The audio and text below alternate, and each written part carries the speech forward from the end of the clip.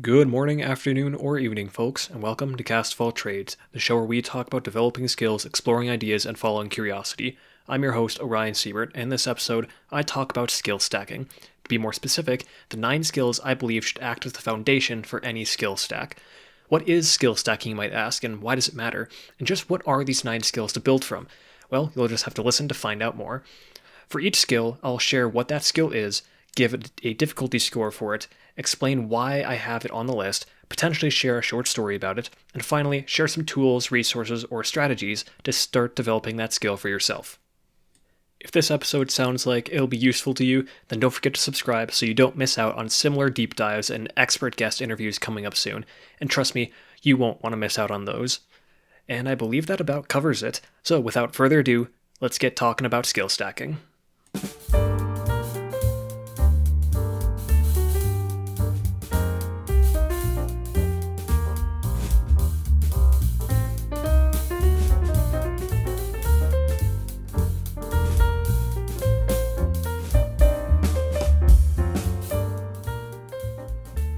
So before we dive into this list, we first have to cover what is skill stacking. Put simply, skill stacking is when you take individual skills that alone might not be all that great, but when you put them together or used in conjunction with each other can create some unique combination of skills that are quite useful. A good example of this might be someone who knows how to play guitar, knows how to sing, and knows how to market. That would be a very small skill stack, but it's going to be much more effective and get that person much farther in a music career than if they were only good at playing one style of music, or if they were only good at singing one style of song. So, by stacking a bunch of skills together, by being a pretty good guitarist, by being a pretty good singer, and by being a pretty good marketer, they're able to put these skills together to create a much better music career, or we have a higher likelihood of success compared to someone who's only good at one of those skills. So that's part of the reason, I guess that's part of my explanation for why skill stack. Skill stacking allows for greater adaptability. If you go all in on one skill and it becomes obsolete, guess what? You don't have much you can fall back on. Whereas if you skill stack, a number of your skills could become obsolete, and you're still more likely to have some high value in other skills that you've trained. Or it might become near impossible to make your unique skill set obsolete just because of how few people there are with that same set of skills. So we've talked a bit about what skill stacking is and a little bit about why it matters. So let's get into this list of 9 skills that's oh so important, and that will be a good foundation for anyone starting their skill stack. But before I get into that, it's important for me to say this, that when most people think about skill stacking, they often think about it in a context of business or in a context of fitness or in a context of one thing or another, which is great and all. But I want to take a much more generalized approach with this and think, what are the 9 skills that if I were to walk up to anyone, I could say, these are 9 skills that you would want on your skill stack no matter who you are, no matter what you do. So this isn't a skill stack for any particular facet of life. In fact, it's a skill stack I designed to fit perfectly within all facets of life. It's designed to be a skill stack that acts as a foundation for other skill stacks, that acts as a foundation for your life skill stack itself. So this is my list of 9 skills that you should have as a foundation for your skill stack for life, starting with skill number 1, learning and research. You may think to yourself, Orion, learning and researching, that's not really a skill. Well, guess what? It definitely is. Because if you can learn how to learn, and if you can learn how to research, you're going to find so much information. It's going to be so much better for you compared to someone who doesn't really know what they're doing. If you can be the guy who knows how to collect information, and you can do that much more quickly than other people, congratulations. You've probably just given yourself who knows how much extra time to be able to go and actually act on that information. So, what's the difficulty I give for learning how to learn and research? I give it a 1 out of 5. It's not actually that bad, especially given the number of tools we have today that help us with being able to learn, with us being able to research. I'll get into those tools a bit later, but I want to go a bit more into some of my explanation, some of my reasoning of why is learning and researching so important. First of all, everything you do is based on the information you have. Every action you take, whether you think so or not, is based on prior information that you've been given in one way, shape, or form. It could be like information that you picked up as a child of, oh, I watch people walk for a while. Eventually I start learning for myself and I fall over a couple times and get up and congratulations, you have officially learned how to walk. You learned language by listening to other people and figuring out, picking up bits and pieces here and there.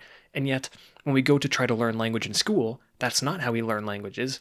And often when we go through the school system of trying to learn a language, it's through a very structured academic way of read the book, memorize this set of vocab for this test you have coming up, and then proceed to forget all of that as soon as you finish that test and move on to the next thing. Yet, we already know from children how they learn languages and how they learn languages quite well. Children learn by listening, being exposed to it, and having it be a requirement for them to learn how to speak, or having it being a requirement for them to learn how to use the language. Sure, it's going to be broken and have mistakes at first, but it's a learning process. And yet, as soon as we grow up, well, not necessarily even grow up, but as soon as we get to a certain age and start trying to learn a second language in school or in university or wherever you want to learn it, we often don't take that same approach that we had when we were children. Yet, if we did, statistically, we tend to fare much better if we were to try to learn a second language like we learned our first. So there's something behind us being able to learn how to learn and be able to learn how to research, because everything you do is based on the information you have and the information you're given. And if you're given information in a poor manner, you're not going to be able to use it to its fullest. So, learning how to learn will be a boon to you as you develop other skills down the line, because if you can figure out how to learn a skill quicker than everyone else, or in a much better, more efficient way than other people, you're going to be able to learn that skill better and more efficient and get farther faster. Additionally, something else that I find really interesting about learning and about the school system is that we're often being taught how to memorize things, and yet we don't need to really memorize things in our day-to-day lives. For those who have a full-fledged normal adult career, think about this. When's the last time you've had to use the quadratic equation or the quadratic formula? Or when's the last time you've had to list out every single capital in the United States, like the capital of each state?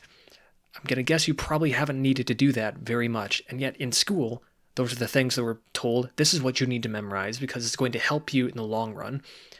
But instead, if you know how to find that information instead of memorizing the information, being able to figure out how do I find this information, that's going to take you so much farther, much faster. We have computers that are designed to store information for us. So if we can let that store most of the information for us, and we just know how to find that information, congratulations, you've just freed up your mind of so much useless crap that you don't really need to learn. Instead, you've opened it up for things you might want to learn, or being able to open it up for other skills you might want to add on to your skill stack. And there's a great story about this, about not needing to know everything in order to have success in life.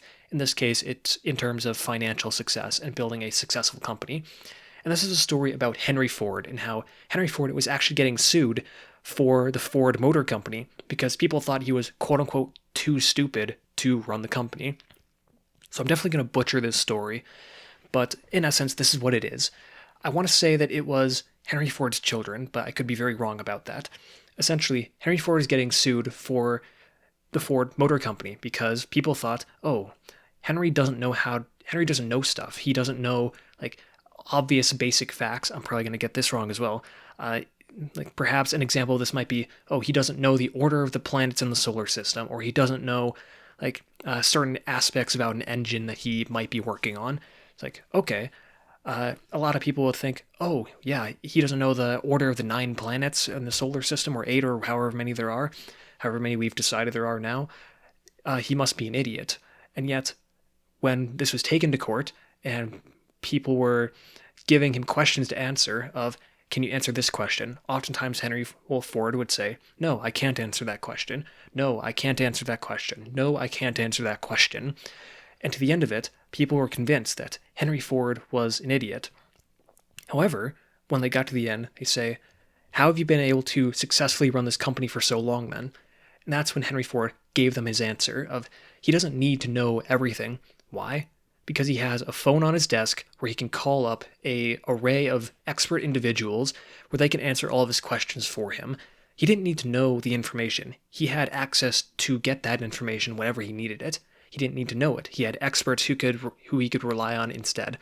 And we have these same experts that we could also rely on instead. A good example of this is we have ChatGPT, we have Google, we have probably my favorite for research is Perplexity AI. It's sort of a combination between Google and ChatGPT with a smattering of academic research articles thrown in there. And the idea of it is that we don't need to memorize a bunch of useless information that we're never going to use in our lives. Instead, fill our brains with useful information that we're actually going to use, and fill our brains with information on how to find the information we need. If there's anything that I learned from my time studying engineering, it's that you don't need to know everything. You don't need to reinvent the wheel. Instead, learn how to find the information you need, because everything you're taught in school, congratulations, most of that's total BS that you don't actually need in the real world. What instead you're supposed to learn is how to study, how to find information you need, and how to find the proper information you need to solve the problem you're currently working on, because someone else has probably solved it, or they've gotten really close, so you can start off where they left off and combine other bits and pieces that you can find along the way to say, I don't know that answer, but I know how to find that answer. If you can do that, congratulations, you just freed up so much brain power to focus on other much more important things. So I've done a massive brain dump there of why I think learning and researching is one of the most quintessential foundational skills for your skill stack. So how do you start? And there are a couple resources I want to mention. One is a book, probably one of my favorite books.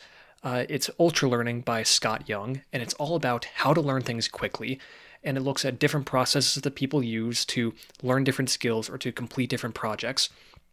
It's a fascinating case study looking at these people called ultra learners, where they're people who just go out and learn things and can often do so very quickly. Everything from languages to getting master's degrees in computer science without having ever programmed at all in their lives in a very short amount of time. And be able to do that, imagine what you could do if you could actually learn the skills you want to learn in half the time that you thought it might normally take. It would be quite an amazing feat. So that's one of the resources I would recommend. Ultra Learning by Scott Young. Aside from that, I would just have to say, play with the new AI tools that we have. ChatGPT and Perplexity, for sure, are great resources for learning and research. Hop onto YouTube and look at tutorials for how to do this thing. It's amazing how much free learning resources we have online today. So learn to figure out how to take advantage of those and see what works for you and what doesn't. Another benefit of learning how to learn is seeing what works for you. Now, I've done an episode in the past about learning styles and how they're BS, but that doesn't mean that you can't still take advantage of trying to find preferred learning methods of, say, I much prefer learning from YouTube videos than from reading long textbooks. You would probably still get more from reading long textbooks about certain topics, but if I can learn a lot of the same information from a YouTube video and I'd stay more engaged and more interested in that topic, there's a higher likelihood that I'll be able to continue on to eventually get to that textbook to read it. So all that mind dumping aside, that's roughly why I think learning and research is such a fundamental skill that we need to put into our skill stacks. And those are some of the recommendations I have for being able to develop that skill. The second skill in my list is all about communication. This is written, verbal, body language. It's all forms of communication. You need to be at least adept in the two major forms being written and verbal. So what's the difficulty of doing this? If I had to put a pin on it, I'd say difficulty is about 3 out of 5. So why do we need to learn how to communicate? And this may seem like an obvious thing, but we live in a world where if you want to get anywhere, you have to interact with people. You have to interact with businesses, with different people. You have to be able to communicate with them, to share ideas, to express what you need, to express what you're willing to give, and all of that. The better you can make those interactions, the farther you're going to go. There's a common saying that it's not what you know, it's who you know. And by being able to interact with people, congratulations, you're going to be able to grow your network much faster and much better. The better you can articulate yourself, the more eloquent you can be in your communication and be able to share ideas to really understand people and work with them, the better you're going to be able to live your life, really, all things considered. So a short story I have about communication is not really a story at all, but just more an example of who are the people I've enjoyed talking to the most, and most often, the people I like talking to are people that are willing to either sit and think about their ideas well, or they're able to just communicate their ideas well. And people who can really tell good stories. There's something behind a good story that really draws us in.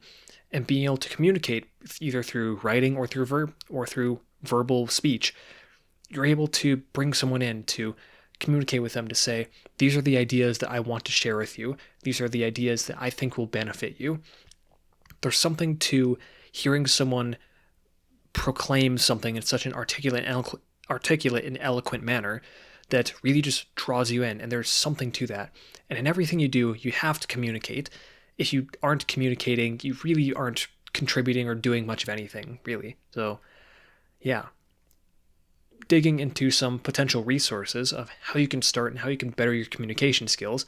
First off is one of my favorite YouTube channels called Charisma on Command, and their course, Charisma University, where it's a YouTube channel and a show and course all about how to develop your charisma, how to learn how to communicate with people, whether that be through dating or through professional work or just trying to find new friends.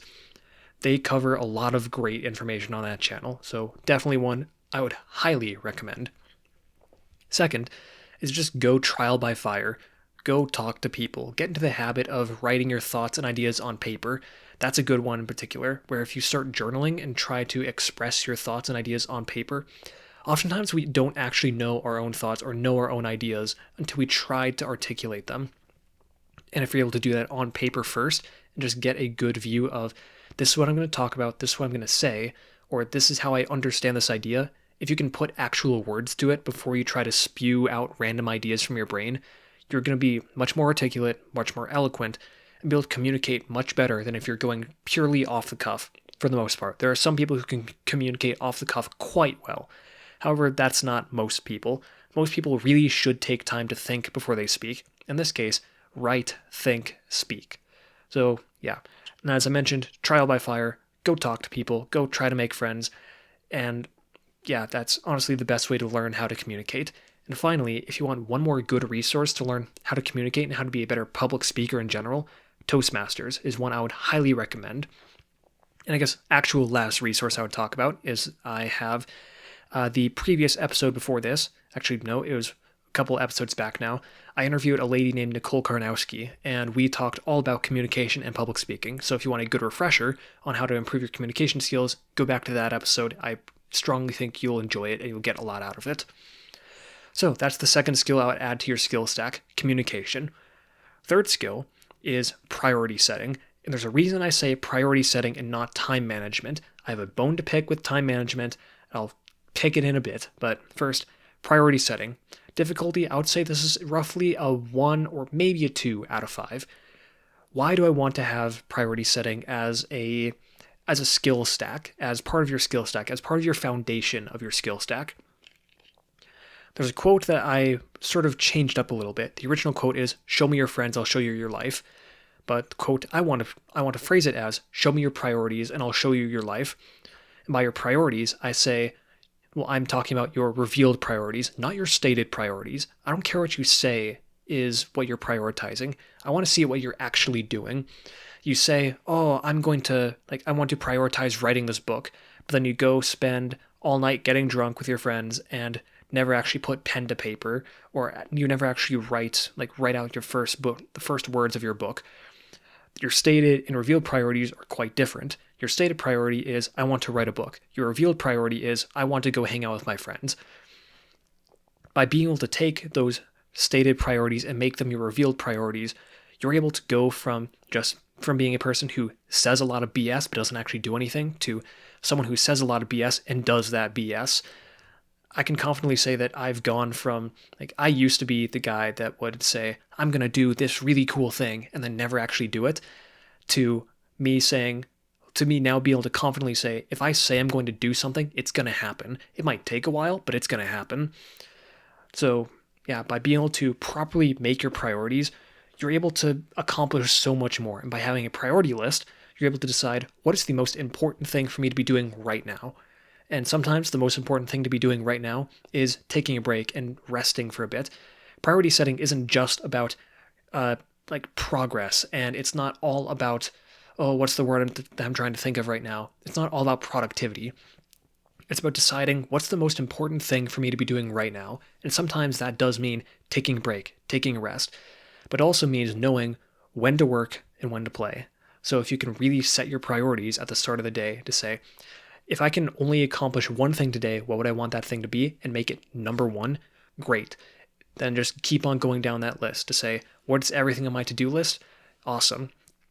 Take that to-do list and turn it into a priorities list of what's the most important thing on this list. If there's only one thing I can get done today, it will be this.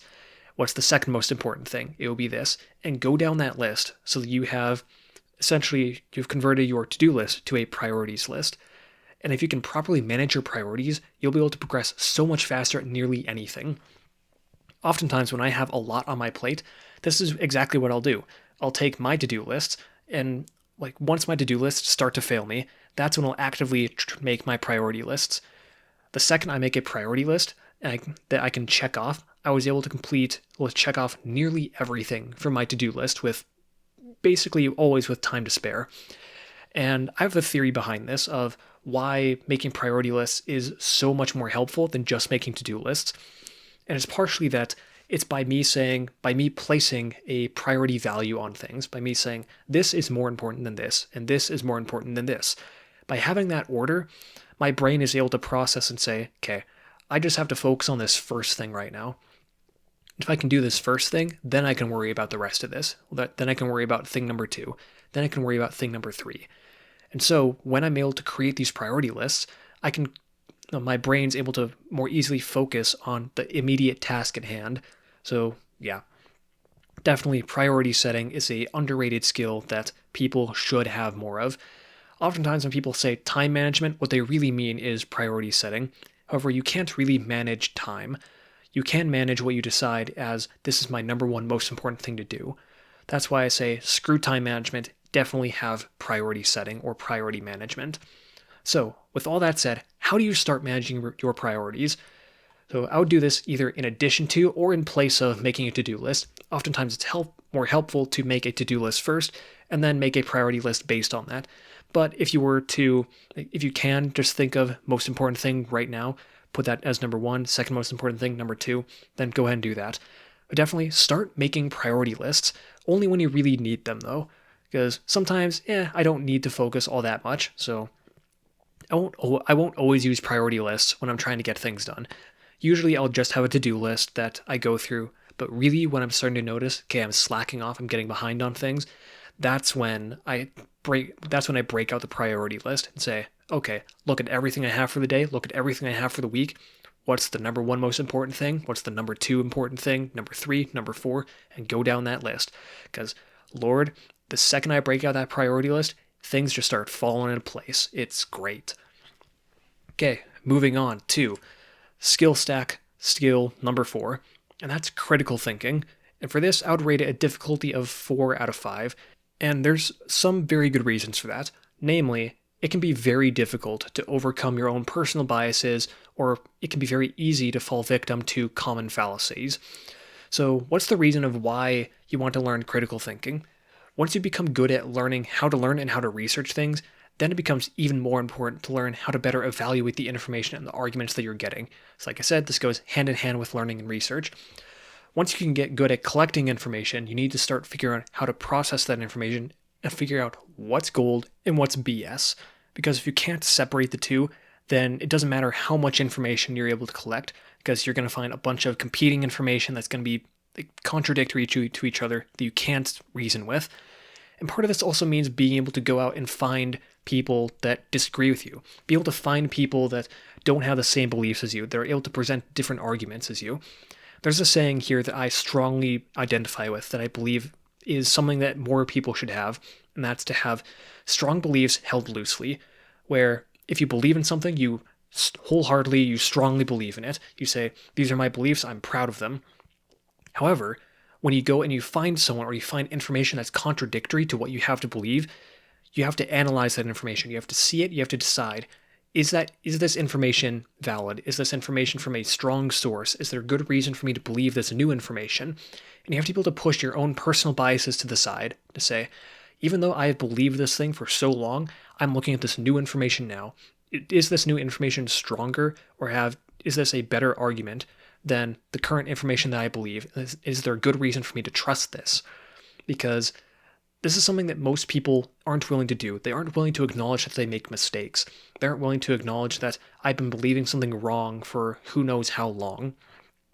And the story I want to share with this is a story that I see very commonly, or it's a story that is very personal to me. And this is how I went from religious to not, because of critical thinking and research. So I was raised in the Church of Jesus Christ of Latter-day Saints and believed it for most of my life. And after a while, I started digging and doing more research into many of the truth claims made by the church. So I'm not going to point any fingers. I'm not going to say anything in particular. However, just based on the information I found and based on the arguments of those claims, essentially what ended up happening is I would find a truth claim made by the church. I would dig into it, find arguments for and against it. And after looking at arguments for and against it, and based on who those arguments came from, were they valid sources? Did they have good reasoning behind them? What's all the information here that I can find? Many of the arguments for truth were based on untestable things, were using fallacies, were based on emotion, or were just opposite of previous arguments that they made. So, yeah, by using critical thinking, I allowed myself to be exposed to new ideas counter to what I had believed for nearly 20-ish years of my life. And I came out the other end with a new, stronger belief in something else.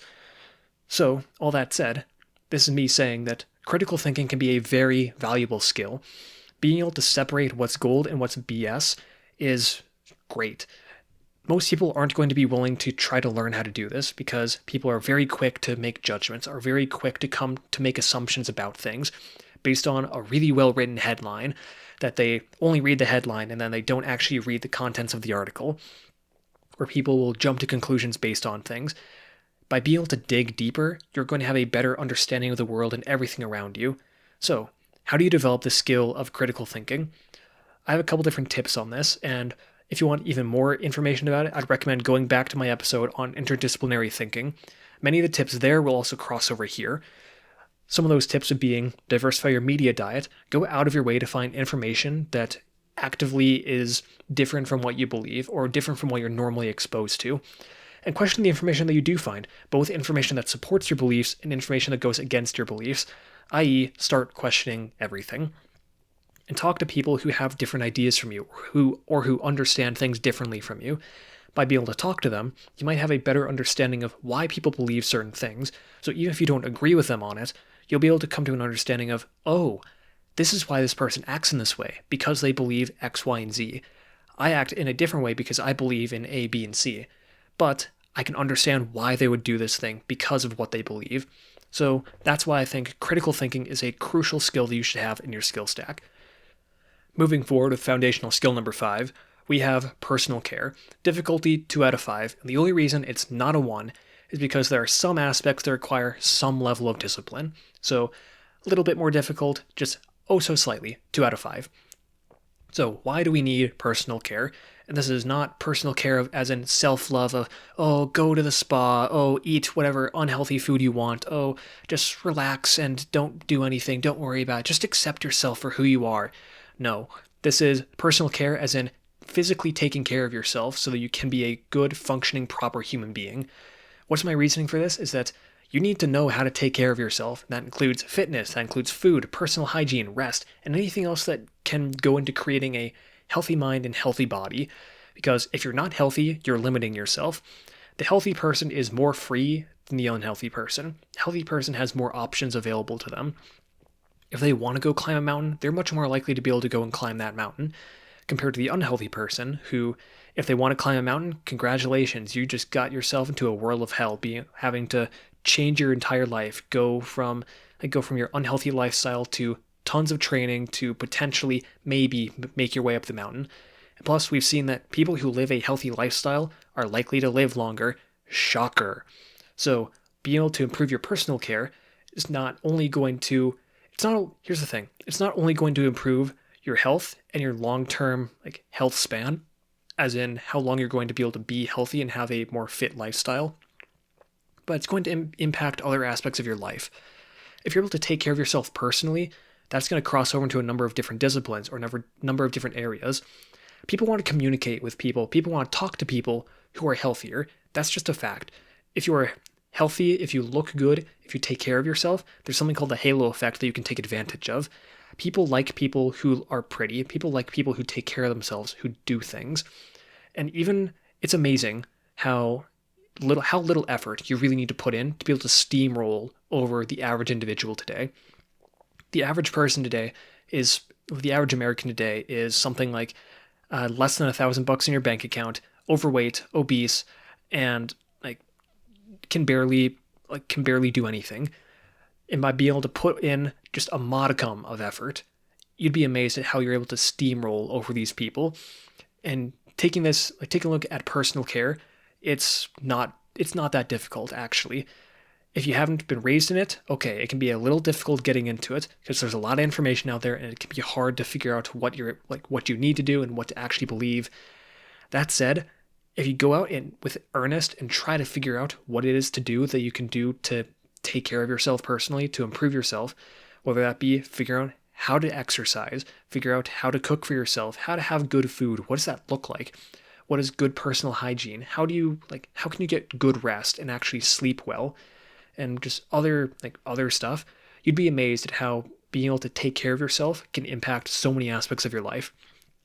The story of this that I want to paint is I want to talk a bit about how I personally feel when I don't take care of myself versus when I do take care of myself.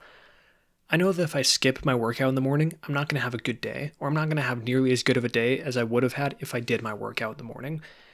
By taking care of yourself physically, there's something about it that just adds on that makes it so that you can perform better, that you just feel better. If you get into that healthy lifestyle, there's something to it that it's hard to explain, that by taking care of yourself personally, by going for regular walks, by eating good food, by exercising, it may suck in the moment, but in retrospect and in long term, it feels great. I know when I've eaten garbage that I feel disgusting for the rest of the day and my performance drops drastically compared to if I eat good food.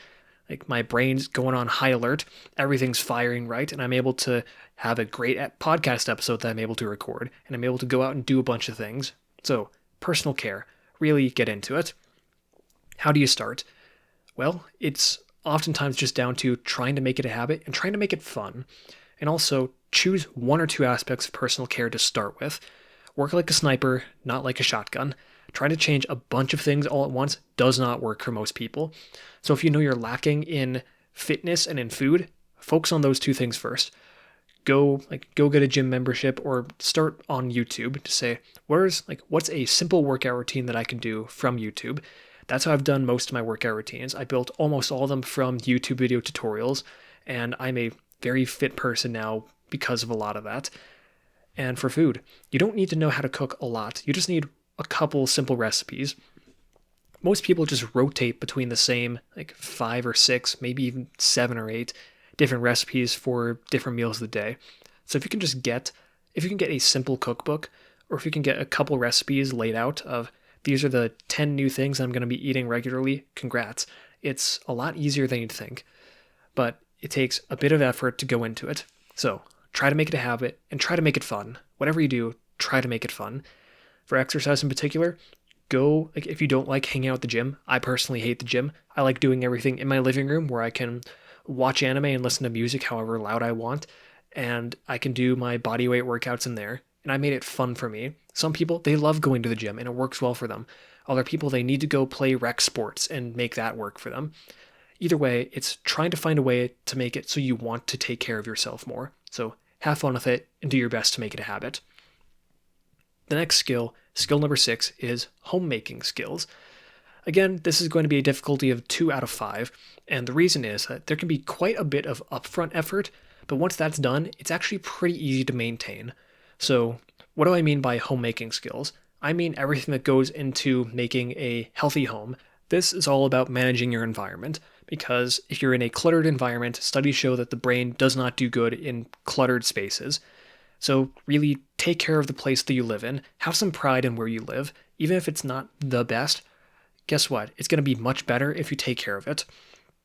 The main thing here really is that you just clean up after yourself, like cook some good food, make the place nice so you actually want to be there. So you want to spend time in the place that you live. So I have a fun-ish story about this, going the other direction. What is it like living in a home or living in a place that just doesn't feel good, that is dirty, that there's like it's just disgusting? I know for me, I hate it so much. This is a story of when I first moved out to Utah for college, where I moved into my first apartment, and oh God, was it bad. When I walked in there, I was hit by a wall of stench, and it's hard for me to even describe what that's like. And as someone who has like some weird sensory stuff going on, if I can smell it, then there's a big problem. I have a weird sense of smell and a weird sense of taste, and like jacked up hearing and jacked up sense of touch. But essentially, bad smelling, bad taste, bad at smelling, bad at tasting, good at hearing, good at feeling. But anyways, I walked into that apartment and I was hit by a wall of stench. It was ridiculously bad. And I found out that my roommate, the guy I'll be living with, well, let me put it this way. I don't know if I ever saw him get out of his bed, and he had like tons of cans of food underneath his bed. I'm pretty sure some of them had cracked open because there was something something disgusting in there, something rancid that was in there. And I distinctly remember every time I went into that room, it was just bad. And I definitely should have asked to be switched to a different room to have anyone else as a roommate. It was a horrid experience. Luckily, as soon as he moved out and a bunch of other people moved out due to COVID, and I was the only one in that apartment, it was spotless. It was clean. It smelled good. Everything was nice. And it felt so much better. I was so much more productive. I was able to actually do things, and I didn't have to worry about it. So, what's the main lesson here? It's that your environment impacts how you think and how you feel. So if you can create a good environment to be around, something that just feels nice, and please don't make that feels nice mean, oh, it's dirty, but I don't mind it. No, feels nice as in, I can walk out of the shower and into my room, and everything feels clean, everything feels spotless, everything smells nice. Yes, is this going to require some effort? Absolutely. But most of the effort is upfront in one big session. So how do you do this? How do you get into this? First off, clean your room, organize things, do one deep cleaning session around the whole house, around the whole apartment, or around wherever you are. Then if you do one super good deep cleaning session, after that, it's actually really easy to do minimal upkeep to keep things clean. Just pick up some cleaning supplies and just leave them out and about. Get into the habit of cleaning up after yourself after cooking in the kitchen or after eating dinner. Don't just let things pile up in the sink. Number one rule at wherever I live is the sink is not storage, and that simple thing can make all the difference. By having stuff out that lets you just quickly clean or quickly wipe up after yourself, you can maintain a clean environment so much easier. It's wonderful. So, moving into skill stack, skill number 7, we're finally getting to the money stuff. We're getting into a high value skill. So I'm not going to be very specific on this because the difficulty is going to vary, likely a 3 or 4 out of 5, maybe even a 5 out of 5. But the reason I'm giving a generalized high value skill here is because it's going to be different for everyone. Not everyone's going to want to learn how to code or how to be an engineer or how to be a doctor or how to do whatever high value skill this is. But essentially what this is a skill that is going to allow you to make money, and it depends on whatever that skill is going to be. That's gonna change what the difficulty is. However, typically, the more difficult the skill is, the higher value the skill, although not always. There are some skills that, no matter how difficult they may be, they're just not going to be valued in the marketplace. The reasoning for this should be pretty obvious, but a high value skill allows you to make money, and depending on that skill, you could gain a number of other benefits from it. For example, if you're really good at coding, and you can do that anywhere in the world, congratulations. You can get some really good benefits from whatever job you're doing. You can live wherever you want. You can live in a place that has a very good cost of living, especially if you're going from US dollar to local currency. you can live like a king very well for very cheap, even if you don't have the best job in the world. So choose your high value skill well. Personally, I don't think I have any super high value skills currently. However, I do have a number of skills that I can use to make money and skills that I can turn into high value skills. A good example of this is how I learned piano tuning and how I've been able to turn that into a sort of side hustle, side gig that's been able to make me some money in the past few years. So what have I been able to do with this? Piano tuning is a very simple skill to do for the most part. It's mostly just time consuming. It's being able to take a tuning wrench, be able to take apart a piano and be able to say, yeah, I think I can do this. And be able to say, okay, I'm willing to learn how to do this. I learned how to tune pianos in maybe like 1 or 2 days. And after that, I can now go basically anywhere and say, do you want your piano tuned? I'm willing to tune your piano for like anywhere from $100 to $150 a pop. And if I can get into the flow, I can tune a piano in like maybe 1 or 2 hours. So look at the ROI on that. From like how much did I spend going into this? I spent maybe $25 on a set of tools. I have to tune one piano to pay off everything that I spent on learning how to tune pianos. Because you want to know how I learned? I learned with a free online course.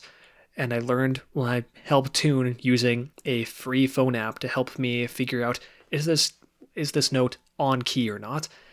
And since then, if I ever want to go and make money, it's quite easy to do. I can go print out posters and say, piano tuner in your area.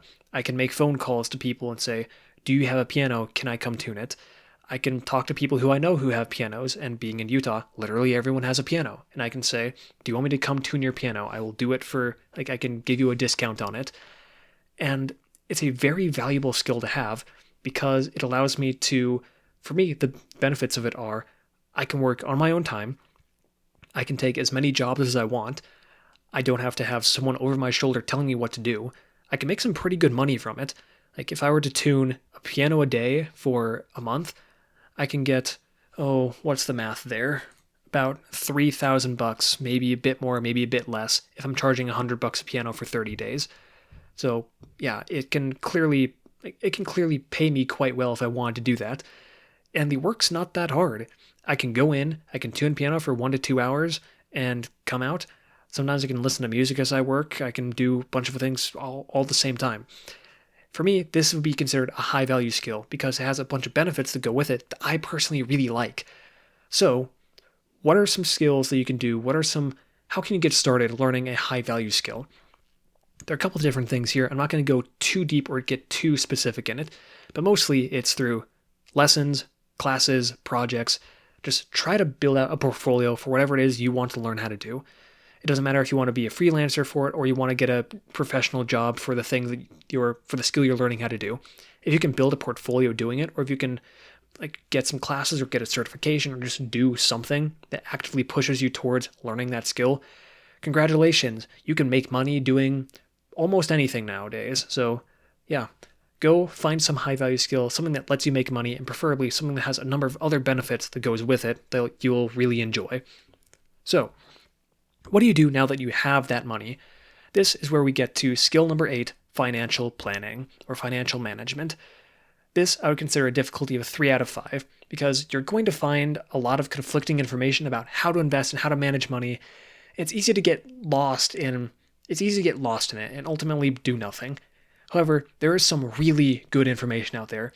If you can just get a good, simple process going, it will compound into something absolutely wonderful. The reason behind this skill is that once you have money, you want to grow it, and you don't want it to serve you. You don't want to live paycheck to paycheck. You don't want to have the golden handcuffs of, I make $1 million a year, but I spend all of that $1 million every single year. So, did you know that there are more teachers that retire as millionaires in the US than doctors or lawyers? Why is that?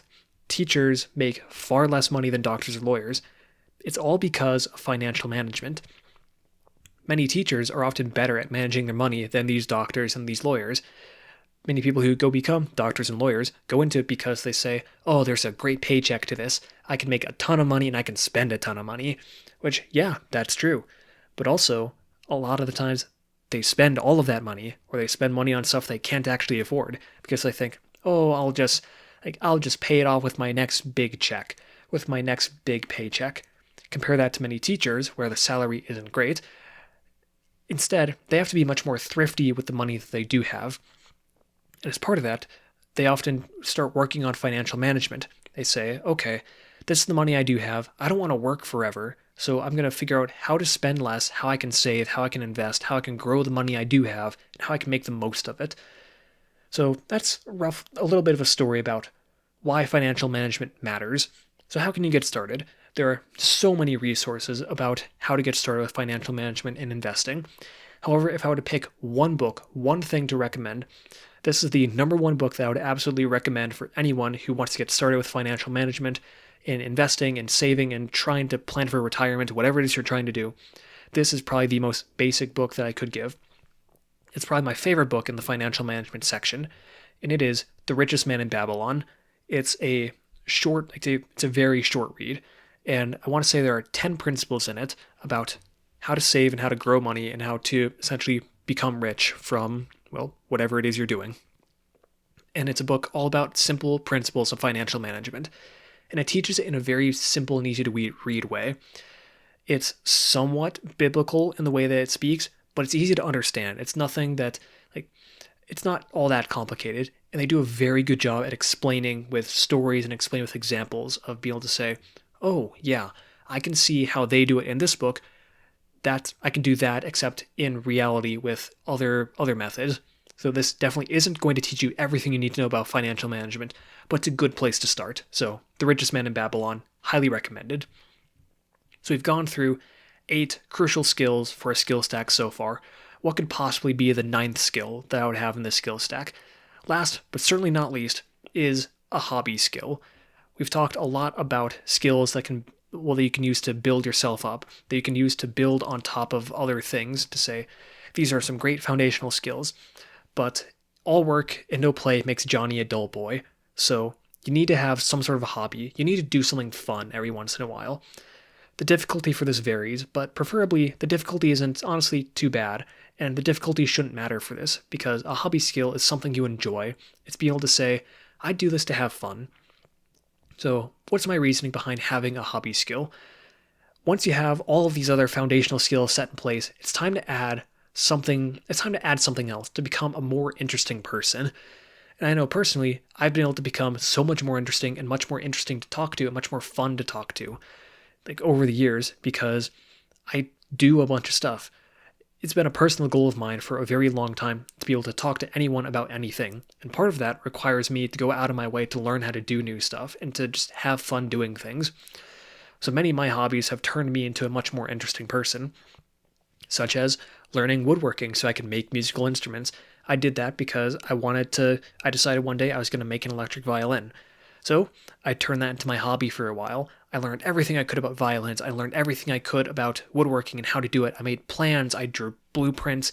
I went out. I got some wood from a friend. I learned how to use the tools. I did it night after night. I spent in a cold basement garage in Minnesota, and I loved every second of it. It sucked, but I loved it. And it was a wonderful skill and a wonderful hobby for me to have because I had something else to talk about. I had something where people could say, hey, what do you do for fun? And I can say, oh yeah, I make musical instruments. It's instantly much more interesting than someone who says, I sit on the couch and watch Netflix all night. Or have you seen the latest episode of yada yada yada? Do I have shows that I watch as well? Absolutely. I'm a huge anime nut.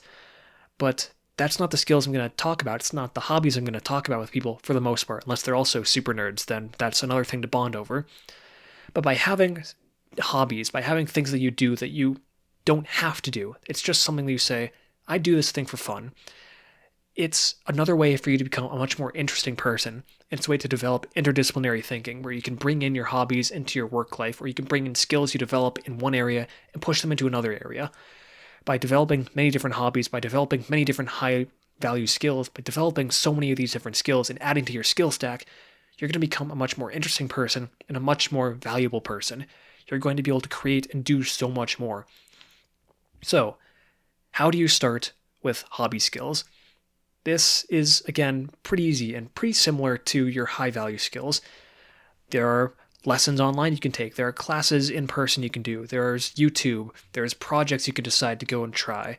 You can maybe go run some experiments and just go out and do a bunch of different things. You can decide one day, I'm going to make this thing my new hobby, and go use your new learning and researching skills to figure out how to do it. Hobby skills aren't often that bad or that difficult to figure out. We all have something that we want to do, so how about you just go and do it already? So, yeah. In summary, there are so many skills that you could choose to learn. In my opinion, these are the 9 fundamental skills everyone should have in their skill stack. These skills will act as a strong foundation to build from as you develop other skills throughout your life. So, what do you think? Am I right? What did I miss? What did I get wrong? Let me know in the comments. If you enjoyed this episode, then please share it with a friend you think would like it, or share it on social media. It would absolutely mean the world to me, and it helps the podcast grow so much. With all that said, thanks for listening. I greatly appreciate it, and I'll talk to you all later. Ciao.